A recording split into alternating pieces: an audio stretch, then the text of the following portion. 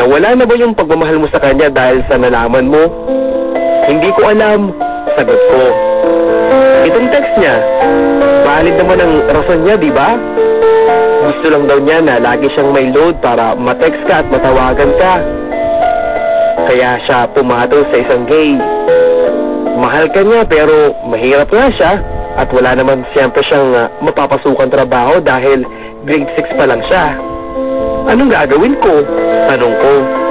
Hindi ko naman sinasabi na mali ang relasyon ninyo ni Oso, Kalay. Kung pagmamahal lang ang pag-uusapan, wala akong question sa pagmamahal niya sa'yo. Ang hindi lang okay ay yung pagkatao niya at yung sitwasyon niya sa buhay. Hindi talaga siya bagay para sa'yo. Para kayong langit at lupa.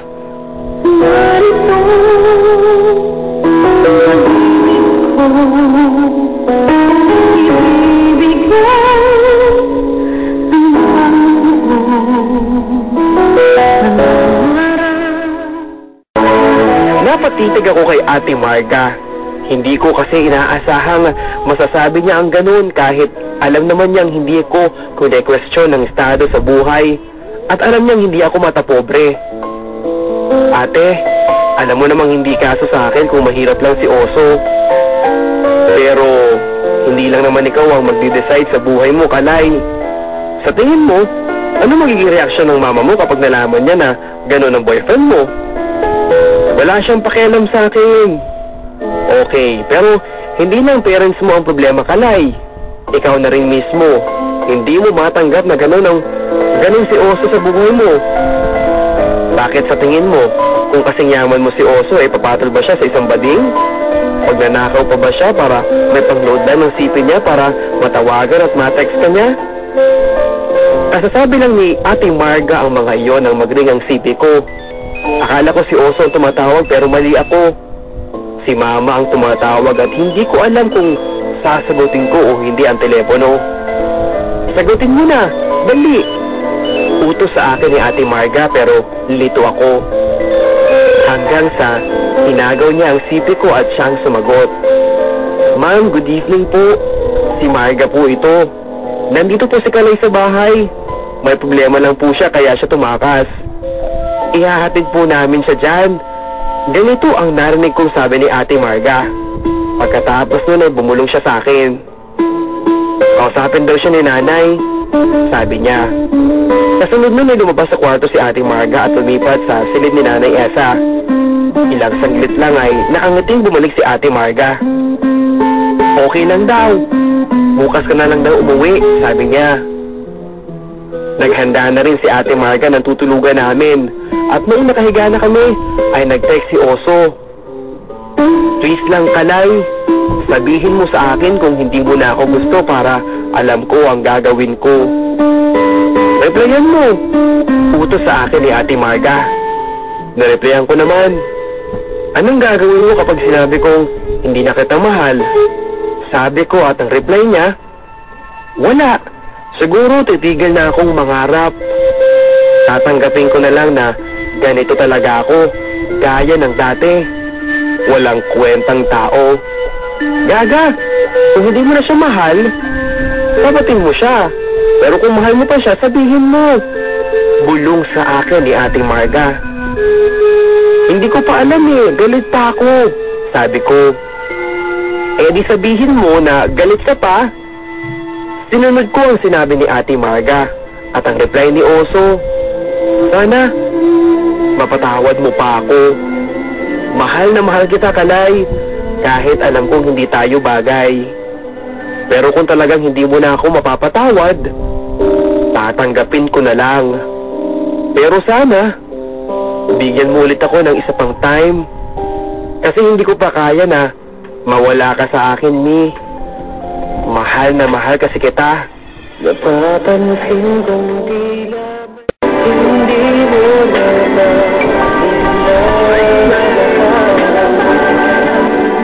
nagmatigas ako. Doon ko nakikita ang sarili ko at ang pamilyang kinabibilangan ko. Naisip ko na hindi nga karapat-dapat ang isang kagaya lang ni Oso sa akin. Hindi ko na pinansin ang mga text niya kahit alam kong mahal ko pa siya. Pero noong sumunod na gabi, Nag-text si Oso at sinabi niyang nasa labas siya ng gate namin. Nasa bahay sina Mama at Papa noon at natatakot ako na baka makita nila si Oso. Pero natakot ako sa sumunod na text ni Oso. Parang awa mo na. Lumabas ka at mag-usap tayo. Kung hindi ka pa lalabas, magdo-doorbell ako. Sa takot ko ay nireplyan ko siya. Umalis ka na. Saka na lang tayo mag-usap.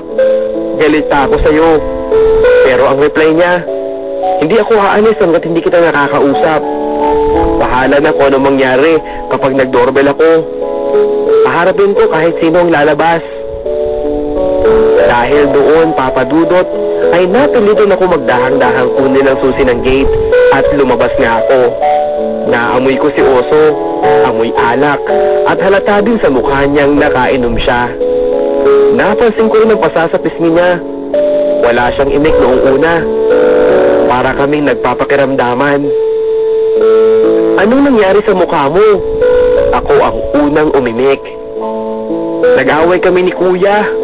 Malungkot niyang sagot. Bakit? Anong pinag-awayan niyo? Yung cellphone mo. Naiwan mo sa tricycle niya. Sinisisi niya ako kaya nag-away kami. Bakit kanya sinisisi? Paano ba kasi napunta sa'yo yun eh? Eh siya naman ang nakapulot. Bahagyang ngumiti si Oso bago nagkwento. Nakasalampa kami noon sa Carabao Grass sa harap ng bakod na madalas namin tambayan. Dumating ako sa bahay noong araw na yon. Pagpasok ko ng kwarto, may cellphone na nagriring sa pantalon ni Kuya Darwin. Nasa banyo siya noon naliligo. Ewan ko ba, bigla ko na lang kinuha ang cellphone sa bulsa ng pantalon niya. Alam ko namang hindi kanya yun eh. Tawag ka ng tawag, sinagot ko. Iyon, nakausap na kita. Ibig mong sabihin, ngayon lang nalaman ng kuya mo na ikaw ang kumuha ng sipi sa bulsa niya? Oo, pinagdudahan kasi niya ako doon pero hindi ako umamin. Kasi wala naman ako sa bahay nung dumating siya. Saka maraming magnanakaw sa amin. So noong makita niya ako sa bahay ninyo, noon pa lang siya nagduda na ikaw ang nagsoli ng phone ko? Tapos nagalit na siya sa'yo? Oo, inamin ko na rin. Total, hindi na sa kanya yun eh. Nagalit lang siya kasi may nakausap na raw siyang bibili ng CP mo na 5,000. Kaya daw siya naligo kasi dadalhin na raw niya ang CP pero pagpasok niya sa kwarto, wala na. Dahil doon eh, nag-away na kayo kanina. Kahit anong gawin niya sa akin, kahit patayin niya ako, hindi ako nagsisisi na isinuli ko ang CP mo kasi dahil doon eh nakilala kita. Sandali kaming natahimik. Mi, parang awa mo na. Sana unawain mo naman ako. Nahihirapan ako ngayon dahil galit ka sa akin. Naramdaman ko na noon ang pagbabaw ng galit ko kay Oso. Nakahanda na akong tanggapin siyang muli pero biglang may sasakyang dumating. Pareho kaming nasilaw sa headlights nito dahil parang papasok ito sa gate naming sarado naman. Hanggang sa huminto nga ito at nagbusina. Hanggang sa marinig kong tinawag ng driver ang pangalan ko. Pagpatay ng ilaw ng kotse, nakita kong si Lionel pala ang nasa kotse. Ang panganay kong kapatid na hindi ko inaasahang mapapauwi. Open the gate! Pasigaw niya ang utos sa akin. Wala akong mapagsidla ng takot noon. Iniwan ko na lang basta si Oso dahil nataranta na ako. Napansin kong may kasama si Kuya Lionel sa loob ng sasakyan. Pero hindi ko sila nakilala dahil medyo madilim.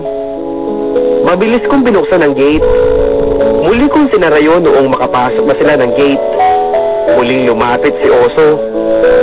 Alis ka na please. Siguradong malilintikan ako kay kuya ko. Next time na lang tayo mag-usap. Sabi ko. Sabihin mo muna, Mina, mahal mo pa ako para matahimik naman ako. Oo, mahal pa kita, Oso. Please, umalis ka na. Hinawakan niya ang mukha ko at ang sabi niya ay, mahal na mahal kita. Hindi ko alam ang gagawin ko kapag nawala ka sa akin, sabi niya.